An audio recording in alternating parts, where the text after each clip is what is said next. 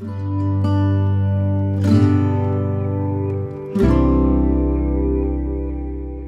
sur cette table ronde, on va parler de la façon dont fonctionne une grande filière agroalimentaire, en l'occurrence celle du cacao et du chocolat, et voir quels sont les enjeux sur cette filière, et parler plus en détail, l'aventure plus de la taille d'Ethicable, sur la façon dont Ethicable et ses partenaires arrivent à faire bouger certaines lignes sur le fonctionnement de cette filière, et peut-être à inventer quelque part un nouveau modèle de fonctionnement.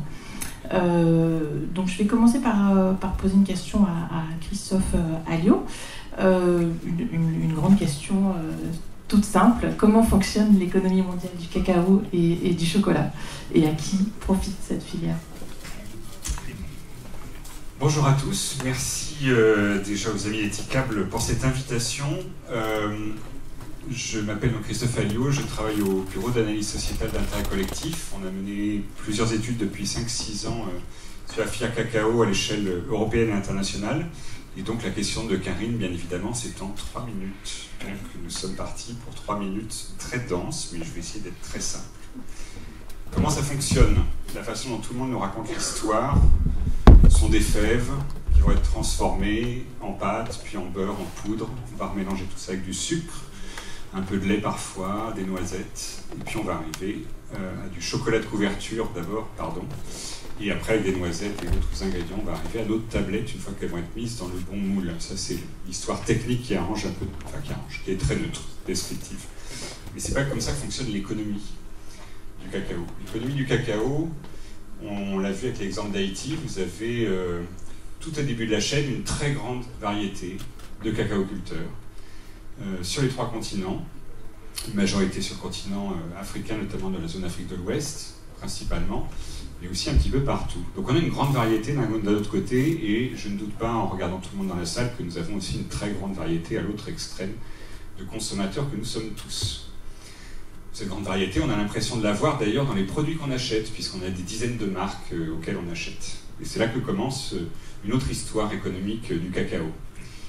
Si on la démarre par nous, globalement, 85% en France de ce qu'on achète, on l'achète en grande distribution. Donc à 6 enseignes, Leclerc, Carrefour, Intermarché, etc. Dont un est en train de disparaître, vous entendez parler aujourd'hui. Ces enseignes se livrent une guerre des prix fratricide. Je pense que vous ne vous rendez pas forcément compte, mais le prix moyen en France des tablettes de chocolat, c'est 92 centimes. C'est pas 1 euro. Maintenant, réfléchissez quand vous faites vos courses. C'est bien le prix moyen, une fois qu'on a pris l'intégralité des ventes en considération. Donc il y a beaucoup de ventes à des très très faibles prix et beaucoup de promotions. Donc une guerre des prix de notre côté à nous consommateurs, et encore on est en Europe ceux qui achèteront le plus de chocolat ailleurs que dans les grandes surfaces. Donc même chez nous, c'est 85% qui obéissent à cette loi-là. Et qui est-ce qui est juste avant ces enseignes? On a à nouveau quelque chose de très concentré, 6 grandes marques qui vont faire une très grande part des ventes, des tablettes qu'on achète. Et ces grandes marques, elles vont surtout faire beaucoup de marketing et de publicité. Et cette segmentation dont on a l'impression à travers des dizaines de marques, en fait, c'est une toute petite poignée d'entreprises qui sont derrière, beaucoup de coûts qui sont mis dans ces promotions, dans ce qu'on voit un petit peu tous les jours, puisqu'on nous incite toujours plus. On vient de passer les fêtes de Noël, on est déjà bien chargé en chocolat, on arrive bientôt à Pâques, ça va être à nouveau un nouveau cas, etc. Je pense qu'on le connaît tous, mais on est dans cet univers-là.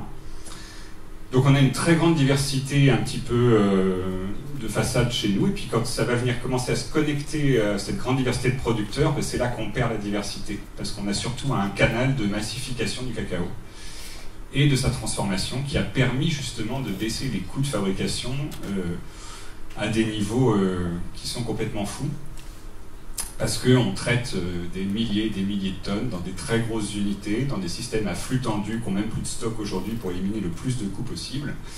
Et ces producteurs, on les a rendus tous interchangeables dans le gros de ce qui fait le marché aujourd'hui mondial. Donc, bien évidemment, je ne parle pas d'étiquette, justement, on va voir en quoi une alternative est possible et à une échelle intéressante juste après. Mais ce n'est pas l'histoire du gros du marché. Donc une massification, une standardisation, tout le monde fait la même chose. On a un marché boursier en plus qui met un prix quasiment quel que soit le cacao. Alors je caricature un peu, mais c'est quand même ça la logique. Donc voilà, une grande diversité en amont, un canal qui supprime toute différence, qui fait qu'il n'y a pas de possibilité d'avoir un meilleur prix ou très très faiblement, une asymétrie de rapport de force de négociation, puisqu'on a une grande diversité de producteurs qui essaient comme ils peuvent de s'organiser, mais avec 5, 6, 7 acteurs au niveau mondial, qui vont s'occuper de différentes transformations. Et puis on va avoir la grande distribution en plus, et on retrouve de la diversité chez nous, mais encore une fois de façade et très marketing. Deux dernières choses pour finir. Un élément pour bien comprendre qu'on se focalise tous sur la tablette quand on parle de chocolat. Sachez qu'en France, on est les plus gros consommateurs de tablettes de chocolat et de chocolat noir. Les tablettes de chocolat noir, c'est 10% de tout le cacao qu'on consomme en France, qu'on ingère en tonnage. 10% seulement. Les tablettes, c'est 30%. 70% du cacao qu'on mange tous les jours, on ne s'en rend même plus compte. C'est dans des galettes, c'est dans des glaces, c'est dans des barres chocolatées, c'est du chocolat prétexte en fait. Donc il y a un enjeu à modifier cette économie, mais on est venu sur une économie de flux, de volume, toujours plus, un peu partout, très faiblement valoriser sa histoire. Et du coup, les bénéfices au final, on a fait 2 études sur les marges nettes, les bénéfices nets, les profits qui sont tirés du chocolat. En France, sur les 93 centimes que je vous disais, on a à peu près 19 centimes de bénéfices nets sur les 93 en moyenne d'une tablette. Et ces 19 centimes, ils sont bien concentrés, à peu près moitié-moitié entre nos supermarchés, nos enseignes de grande distribution, et puis les grandes marques. On a fait la même étude en Allemagne, le rapport de force est un peu différent. Les ordres de grandeur ne sont pas très loin. En Allemagne, c'est 83 centimes. On est à peu près dans des ordres de grandeur similaires. Et là, pour le coup, les supermarchés arrivent à s'en mettre plus. Ils captent les 2/3 des bénéfices et les marques sont un peu plus sous pression, mais c'est un autre contexte. Donc voilà cette économie mondiale, et au fondement de tout ça, 2 phénomènes, la déconnexion entre la production agricole et ce qu'on mange, par un système de standardisation qui se met entre les deux et de marketing, et puis une concentration qu'on a laissé faire au niveau mondial d'un certain nombre d'acteurs. Et d'ailleurs, cette toile de fond, on va voir comment des alternatives sont possibles. Merci Christophe. Frédéric, toi tu as beaucoup étudié le fonctionnement des labels dans la filière du chocolat et du cacao. Est-ce que tu peux nous dire ce qui marche pour créer de la valeur? Et peut-être c'est lié à des labels, peut-être il y a d'autres ingrédients dans la recette. Oui, merci. Bonjour à toutes et à tous.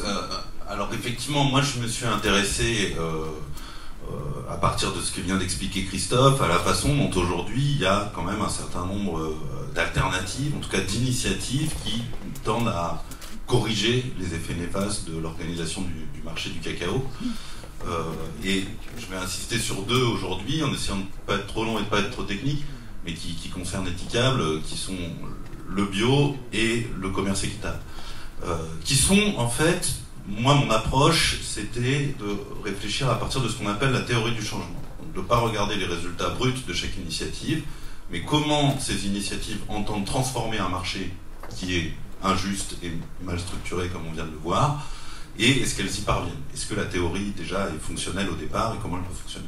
Alors ce qui est intéressant, c'est que on pourrait considérer que le commerce équitable et le bio, c'est des systèmes de labellisation qui ont la même théorie du changement. En réalité, c'est pas tout à fait la même chose, parce que l'histoire est différente. Je grossis à grands traits parce que j'ai pas beaucoup de temps, mais on a d'un côté le bio, on a des producteurs qui disent nous, on veut avoir des pratiques de production qui sont différentes. Et on va aller chercher à valoriser ces pratiques différentes à travers un système de labellisation qui va justifier auprès des consommateurs un surcoût. Et à l'inverse, on pourrait dire, même si c'est un peu facile de le dire comme ça, du côté du commerce équitable, on a des consommateurs qui se disent, on se rend compte que le système est injuste, on veut venir en aide aux producteurs, donc on va établir un système de certification qui va matérialiser notre volonté de payer un surcoût et permettre de mieux rémunérer les producteurs derrière. Pourquoi c'est important de faire cette distinction? Parce que du coup, les limites, je suis désolé, je sais que je dois parler des solutions, mais je suis obligé de parler des limites d'abord. Les limites de ces deux théories du changement ne sont pas les mêmes. Dans le cadre du commerce équitable, la première limite qu'on a, je la résume souvent par une formule que j'ai entendue de la bouche même de gens qui travaillaient dans le secteur du commerce équitable, c'est que du coup ce prix minimum qui est payé et les primes qui sont payées aux coopératives sont négociées. Donc elles ne sont pas basées sur les coûts de production, elles sont négociées entre les acheteurs et les vendeurs.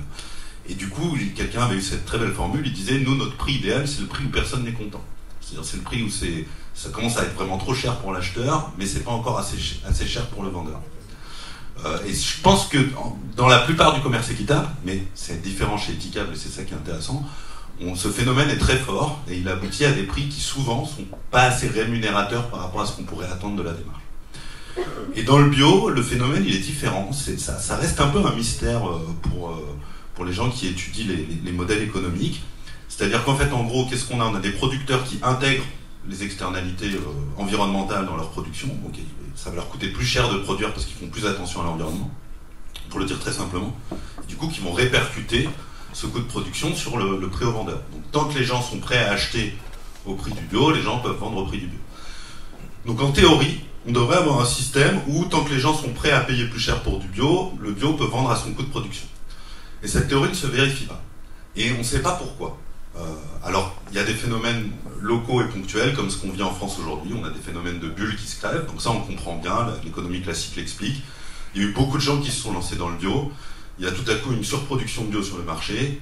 En même temps, on a une crise économique, les gens ont moins d'argent, ils achètent moins bio, la bulle se crève, c'est ce qui se passe en ce moment. Les ventes de bio s'effondrent, le prix du bio s'effondre.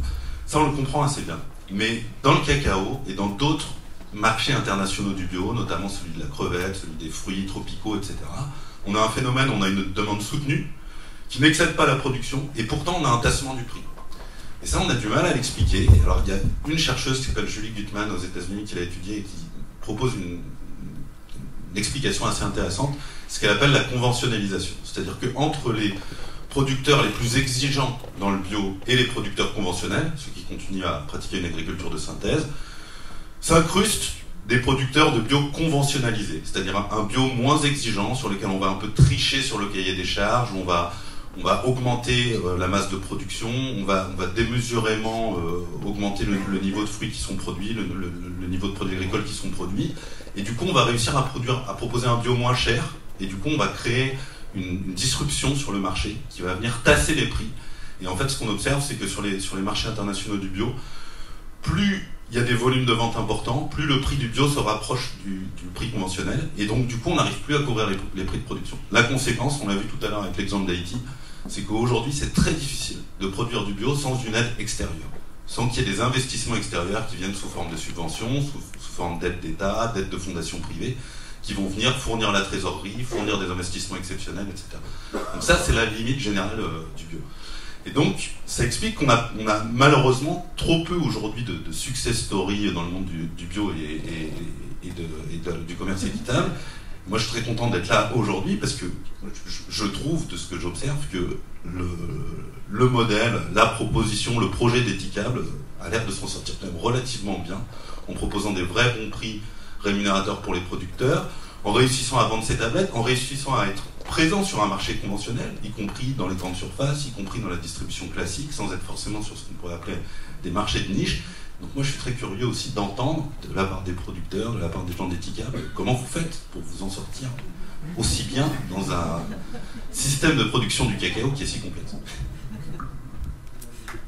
Merci Frédéric. Alors Arthur, je vais te passer la parole et te demander si on prend l'autre bout, si on change de focale et qu'on regarde du point de vue d'Équitable, est-ce que tu peux, toi, nous retracer un peu l'histoire et la place du chocolat chez Équitable en particulier depuis 20 ans et en particulier, quels sont peut-être les choix importants ou structurants qui ont été faits au cours de ces 20 années sur comment vous travaillez sur le cacao et le chocolat? Eh bien, ok. Alors, au démarrage, Équitable était une beaucoup plus petite structure, donc on ne transformait pas nous-mêmes le chocolat, le cacao. Mais dès le début, évidemment, c'était au fondement de la façon dont Équitable travaille. Il y avait ce lien direct avec les producteurs, cet achat directement aux coopératives, ce qui est quand même, on vient d'en parler, ce qui n'est pas du tout la norme. Dans cette filière, il y a tout un tas d'intermédiaires avec le quasi-monopole au milieu là, des transformateurs. Donc dès le début, aller travailler directement avec des coopératives, notamment les appuyer sur l'exportation, puisque ces coopératives de petits producteurs, généralement, elles vendent localement dans le pays d'origine. Donc là, il y a un premier empilement d'intermédiaires.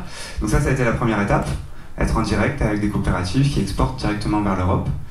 Avec tout le travail qu'on fait au quotidien, on en a parlé brièvement du calcul des coûts de production, pas de manière mondiale, mais vraiment coopérative par coopérative, pays par pays, région par région, pour s'adapter au contexte. Donc ça nous a permis déjà de contourner une bonne partie des intermédiaires. Ensuite, Etikable s'est développé, comme vous le savez, et on a atteint une taille critique qui nous a permis de pouvoir commencer à penser à intégrer la transformation. Chose qui a été faite tout récemment, puisque notre chocolaterie fonctionne depuis 2 ans et 3 ans maintenant, 2 ans et demi, 3 ans. Et donc c'est un projet qui a été construit pas juste uniquement une chocolaterie classique, on l'a évoqué très brièvement, mais pour faire du chocolat il y a 2 grandes étapes. On torréfie, on broie les fèves, on fait de la pâte qui ensuite est malaxée, enfin conchée plus finement avec du sucre, du beurre, jusqu'à faire des tablettes. Le schéma classique, ça aurait été de construire tout ça en Europe, comme c'est fait pour la plupart des chocolats qu'on consomme ici. Et nous, on a fait le choix de transformer au maximum sur place ce qui était possible, donc la torréfaction et le broyage. Et donc de faire 2 usines, d'avoir nous notre usine en France qui nous permet de terminer le travail, de faire nos tablettes, mais de pouvoir à l'origine transformer au maximum le cacao. Et donc le projet pilote, on va dire, le démarrage, ça a été fait en symbiose totale avec Norandino, qui a même terminé son usine avant nous, il me semble. Donc on a monté en parallèle, ça a vraiment été un projet industriel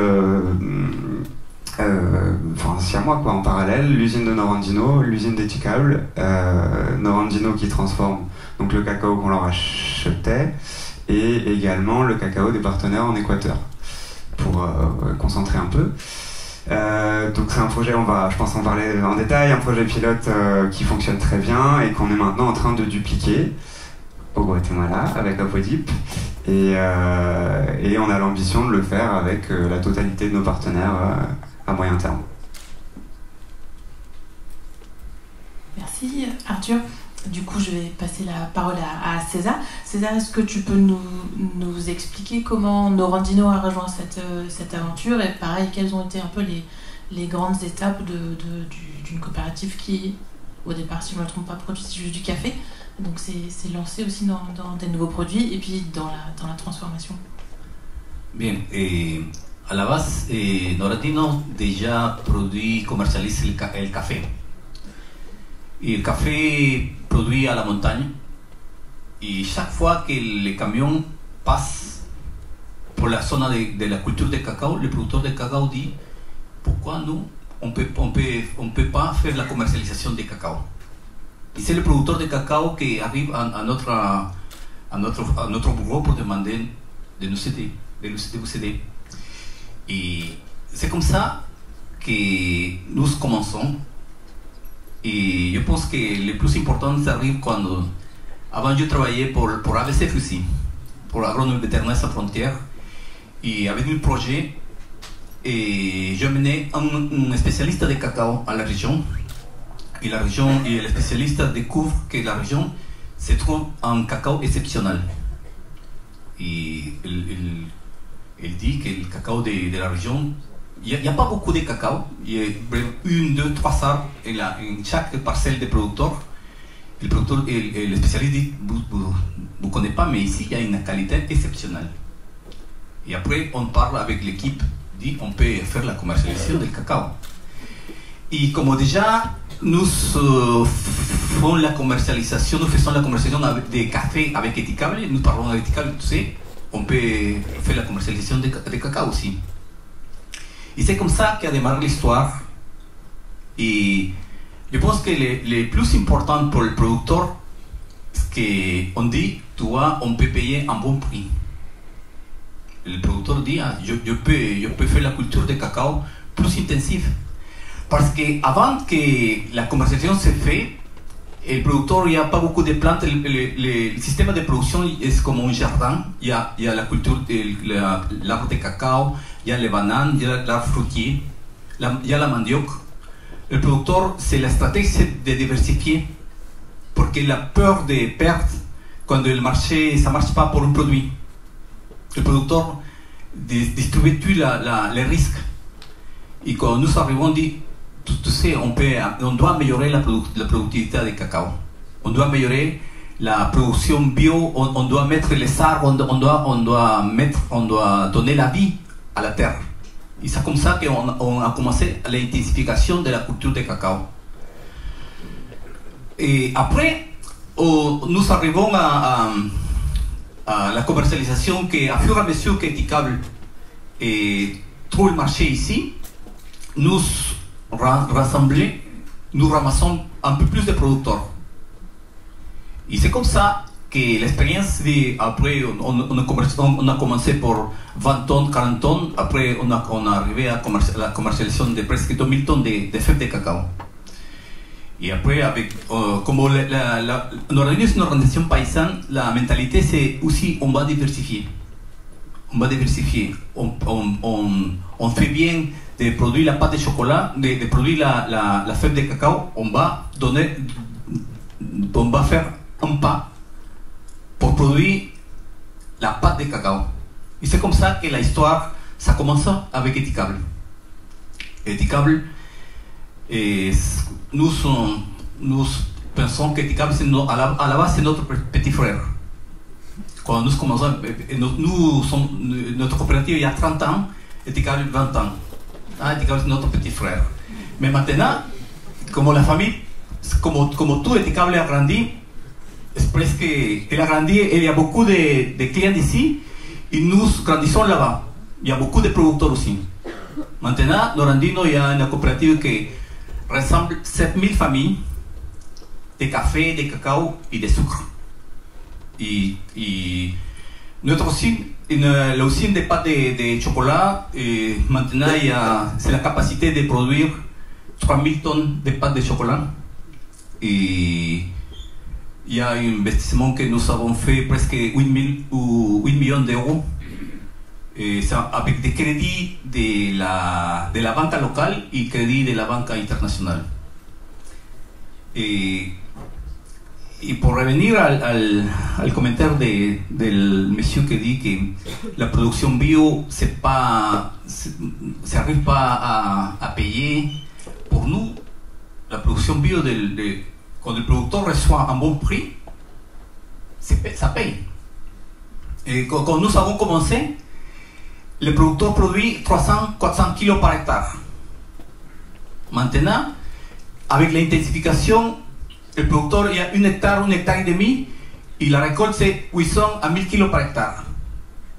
Quand nous avons commencé, le kilo par hectare, le kilo de la fève, il y a $2 par kilo. Et le producteur reçoit maintenant $3 par kilo. Et comme ça, le producteur, si ce n'est pas vraiment soutenable, le producteur ne le fait pas. Et je vois, le producteur arrive à intensifier la production, à améliorer la qualité et c'est rentable pour la famille. Merci César. Je vais passer la parole à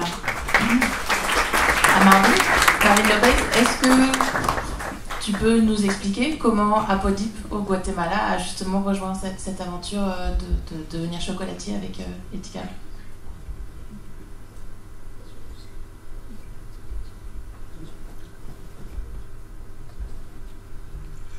Gracias. Apodip es una asociación de pequeños productores en la cuenca del río Polochic, por eso es Apodip. Apodip, c'est l'association qui regroupe les producteurs de la vallée de la rivière Polochic. Estamos cumpliendo 20 años y de esos 20 años primero hicimos solo la cadena de valor del café en la parte alta de las montañas y eso parece un poco la historia también de Norandino. Et donc chez Apodip, au départ, la coopérative qui a été créée il y a 20 ans, c'était principalement des producteurs de café dans les zones d'altitude, un petit peu comme chez Norandino. Nuestra oficina estaba en un lugar lejano a las comunidades, estaba en la ciudad de Cobán, que es la ciudad más importante de la región. Donc la ville où la coopérative développait son activité économique, c'était à Cobán, c'était à plusieurs heures de la zone de production de café. Entonces sentíamos la necesidad de tener nuestra oficina de servicios mucho más cerca de la comunidad y en un lugar donde en la parte baja de la cuenca. Et donc, au fil des années, la coopérative a décidé de développer un magasin de stockage pour pouvoir faire la collecte et le séchage dans une zone plus sèche, au plus près de la zone de production. Et donc, ils sont installés au bord de la rivière, dans la zone basse. Entonces, los productores, igual que los compañeros de la parte alta en la sierra, donde está la producción de café de altura, y al tener éxito y al haber estado en el mercado especial diferenciado bajo la certificación orgánica y comercio justo, tuvimos ese éxito, y entonces los productores de la parte baja también dijeron cómo podemos ser asociados y cómo podemos entrar. Et donc, comme dans le cas de Norandino, les producteurs qui étaient dans la zone haute, au-delà de 1000 mètres, qui commercialisaient leur café, les producteurs de cacao qui étaient dans la zone basse, autour du magasin de stockage, qui les voyaient passer, disaient, mais nous, quelles seraient les possibilités qu'on puisse commercialiser notre cacao? Y entonces esa fue la manera de encadenar o de invitar a más productores de la parte baja, y la zona es de alto potencial para muchos cultivos, pero las comunidades muy cerca de nuestra nueva sede en la parte baja de la cuenca logramos llamarles para integrar el proyecto de comercialización de cacao. Et donc les petits producteurs de cacao qui étaient autour du siège social de la coopérative, peu à peu se sont associés, et c'était des producteurs de cacao. Entonces ahí empieza la historia de nuestra relación y haber conocido a Etiquable por medio de Nicolás, pero Apodip participó en el lanzamiento del sello SPP, tomamos liderazgo y participamos ahí con varias cooperativas, y ahí fue donde logramos encontrarnos con Nicolás y empezar a hablar y de la posibilidad de nuestra nueva aventura de la plataforma del sello de SPP. Donc la rencontre avec Etikable, elle s'est faite au sein du label de producteurs paysans. Donc en 2012, quand le label a été créé, Apodip faisait partie de cette dynamique-là. Et comme Etikable s'est intéressé à ce label-là, c'est dans ce cadre-là que la relation commerciale a démarré avec Apodip. Y eso ha abierto la nueva experiencia y las nuevas oportunidades. Y 10 años después, es decir, de los 20 años de vida, 10 años más hemos diversificado nuestra producción, pero atendiendo también la relación y la buena demanda del mercado hacia otros productos. Y en ese caso el cacao no fue la excepción, y afortunadamente hemos tenido mucho éxito en el crecimiento de este producto. Donc dans les 10 premières années, c'était principalement le café qui était commercialisé. C'est comme ça que la relation commerciale a commencé. Et après, dans une logique de diversification, ils ont commencé à vendre aussi du cacao. Y gracias a ese éxito que aquí miro una de nuestras barras con chocolate, con cacao de Guatemala. La primera fue un 78% y esta es el 53% que vino después. Pero esto dio la pauta a que enviamos un buen producto de alta calidad, y la necesidad o la oportunidad de sumar a más productores y más comunidades. Donc le résultat concret de cette collaboration-là, c'était une tablette de chocolat noir de 78%. Là, il présente la tablette de chocolat au lait de 53%. Et là, c'était la concrétisation de la relation commerciale sur le long terme. Y esto entonces nos encamina a dar pasos y a pensar ya en la industrialización de nuestros productos, y en este caso el cacao es una oportunidad para hacer el primer proyecto, uno de los primeros proyectos en Centroamérica de transformación de grano a pasta o licor de cacao, y que estamos listos a hacerlos.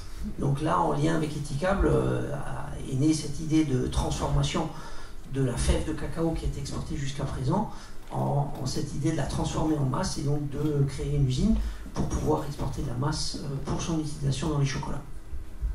No somos tan grandes como esta cooperativa de Perú, Norandino, pero comenzamos con 3 toneladas enviándolos al mercado, y por último hemos logrado enviar ya 103 toneladas en apenas 6 años. Donc Apodip n'arrive pas à la taille de Norandino. Pour l'instant, ils ont démarré avec 3 tonnes de cacao il y a quelques années, mais aujourd'hui, ils ont réussi à produire l'an dernier 100 tonnes de cacao, et donc la croissance est forte aussi. Gracias. juste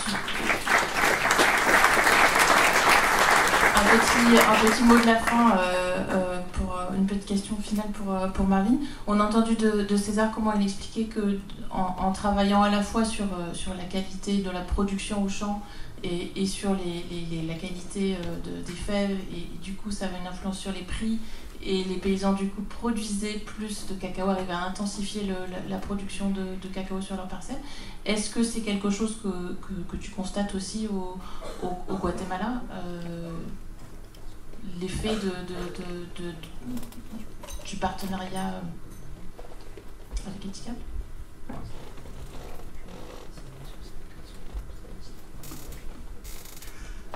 Sí, definitivamente los productores aspiramos lo mismo. Aplaudimos la idea de la estrategia o la política de Eticable de llevar la transformación a nuestros países de origen. Donc en effet, pour les producteurs, c'est une des aspirations, pouvoir transformer le produit pour laisser de la valeur ajoutée. Porque entonces esto lleva la oportunidad de el precio o el valor agregado de la transformación, de la industrialización, pueda quedar en nuestra cooperativa, y por lo tanto nosotros podemos llegar al beneficio a los productores con un mejor precio. Donc le prix de la marge qui est reçu sur la transformation puisse rester au sein de la coopérative et puis être restitué aux producteurs, donc prix payé aux producteurs de la coopérative. Merci. Je crois qu'on va laisser la place à la troisième table ronde. Merci beaucoup pour cette